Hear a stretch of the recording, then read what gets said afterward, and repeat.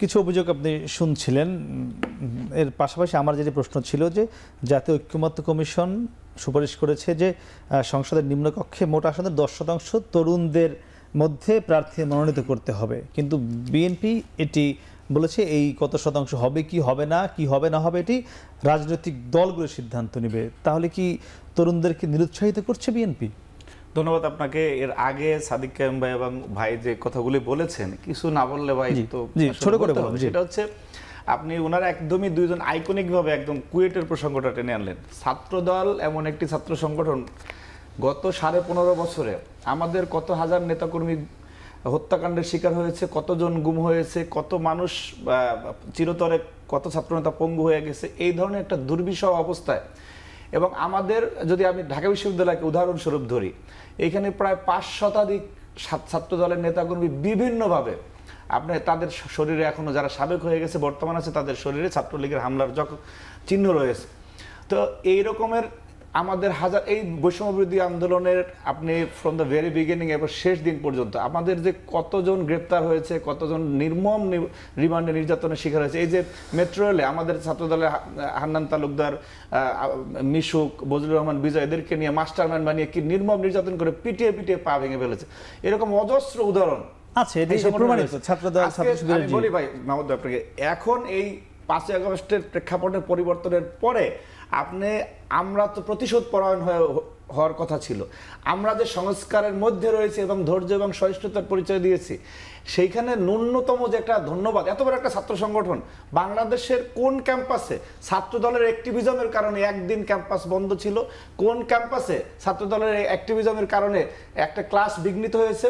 কুয়েটে আপনি বৈষম্য বিরোধী আন্দোলনের কমিটি দিতে পারবেন, অপর সবাই রাজনীতি করতে পারবে, শিবির কমিটি দিতে পারবে, ছাত্রদল ফর্ম বিতরণ করতে পারবে না, তাকে ধরে এনে মারতে হবে। বৈষম্য বিরোধী আন্দোলনের কুয়েটের যে আহ্বায়ক ওমর ফারুক, সে প্রথম আমাদের 3 জন ফর্ম হাতে নিয়ে যাচ্ছিল, স্পষ্ট ভিডিওতে দেখা যাচ্ছে যে তাদেরকে ধর পরে হামলা করলো।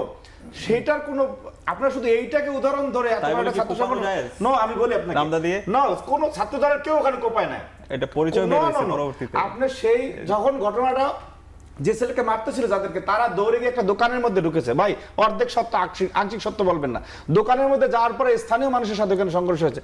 সেখানে যুব দলের যে তারা তো শুধু একটা উদাহরণ নিয়ে আসে, এত বড় একটা ছাত্র সংগঠন, এত শিক্ষা প্রতিষ্ঠানে আমাদের একটি উদাহরণ নিয়ে আমরা কিন্তু প্রতিনিয়তই দেখছি।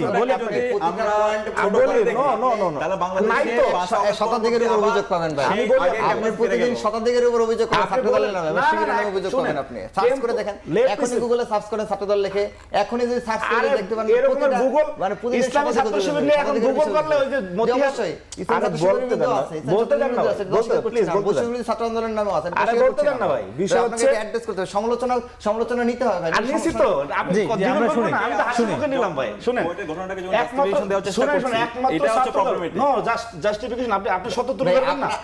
আপনাকে আমি চিনি কোথা থেকে, আপনাকে যেদিন আপনাকে তুলে নিয়ে যে আপনার নক তুলে দিয়েছে 2023 সালে, তখন থেকে আপনাকে আমি চিনি। আপনি ফেসিবাদের বিরুদ্ধে কিভাবে লড়াই করেছেন আমার সামনে থেকে দেখেছি।